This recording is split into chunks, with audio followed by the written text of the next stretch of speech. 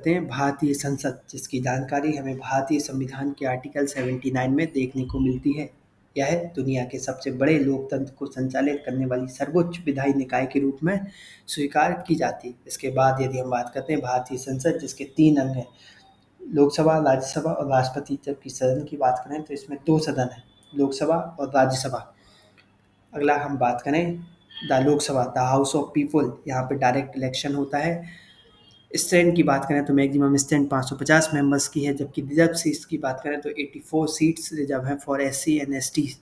Time duration की बात करें तो 5 ईयर का टाइम ड्यूरेशन रहता है। अदर नेम्स की बात करते हैं, जिसको यूनाइटेड स्टेट्स में हाउस ऑफ रिप्रेजेंटेटिव, जबकि यूनाइटेड किंगडम में हाउस ऑफ कॉमन के नाम से जाना जाता है। बात करते हैं हम Rajya Sabha, council of states. Maximum strength जो है इसकी 250 मेंबर्स की है।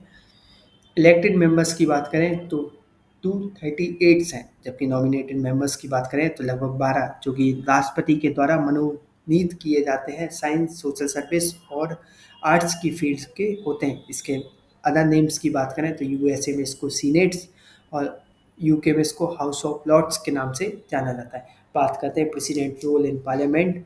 प्रेसिडेंट का क्या रोल है हमारी संसद में, तो वे कॉन्स्टिट्यूशन हेड हैं, सेशन मैनेजमेंट का काम करते हैं, सत्र को आहूत करना, सत्रवसान करना, यह सब काम हमारे राष्ट्रपति का होता है। लेजिस्लेटिव अथॉरिटी है, इमरजेंसी पावर इनके पास है। यह दोनों सदनों द्वारा पारित विधेयकों को स्वीकृत प्रदान कर उन्हें लागू करने योग्य कानूनों में परिवर्तित करते हैं। इसके बाद यदि हम बात करें न्यू पार्लियामेंट बिल्डिंग की, जिसकी डिज़ाइन विमल पटेल के द्वारा की गई है, जिसका इनॉग्रेशन 2023 में हुआ। ट्रेंगुलर डिजाइन में है, रिच कल्चर हेरिटेज है। इसके बाद यदि हम बात करें की फंक्शन ऑफ पार्लियामेंट, पार्लियामेंट का क्या काम है, लॉ मेकिंग का काम, ओवरसाइट्स, रिप्रेजेंटेशन का काम, एग्जीक्यूटिव, अकाउंटेबिलिटी। अब इन पर एक एक करके बात करते हैं। यह कानूनों का निर्माण करती है, साथ ही बहसों, प्रश्नों, जवाबदेही के लिए संसदीय समितियों के माध्यम से सरकार को नियंत्रित और निर्देशित करती है। साथ ही यह सांसद सदस्य के माध्यम से भारत की विविध जनसंख्या की आवाज़ को सशक्त बनाती है।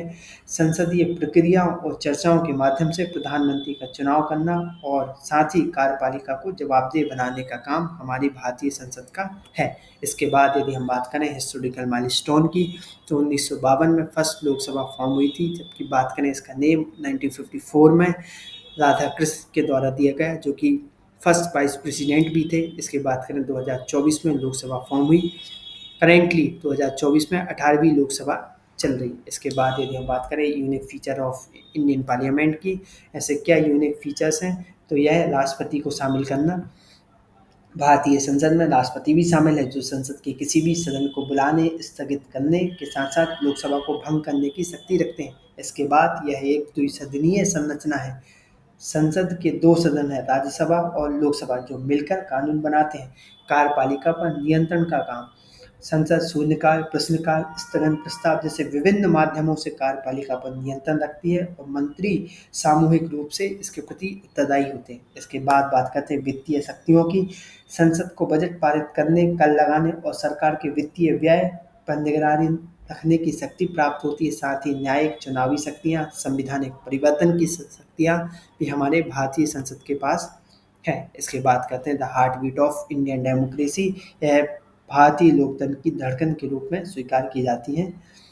साथ ही बात करते हैं हम संसद के सत्र को स्टार्ट करने के लिए गणपूर्ति की, जो कि 1/10 सदस्य मिनिमम रिक्वायर्ड होते हैं किसी भी संसद की कार्रवाई को शुरू करने के लिए। यदि हम बात करते हैं इसके सत्र की, तो भारतीय संसद में 3 सत्र होते हैं, जो कि बजट सत्र, मानसून सत्र और शीतकालीन सत्र। सबसे बड़ा जो सत्र होता है वह होता है बजट सत्र, जो कि फरवरी से मई तक होता है। मानसून की बात करें तो यह जुलाई से अगस्त तक होता है। शीतकालीन की बात करें तो यह नवंबर से दिसंबर तक होता है, जो कि सबसे छोटा माना जाता है। This is the complete information about Indian parliament.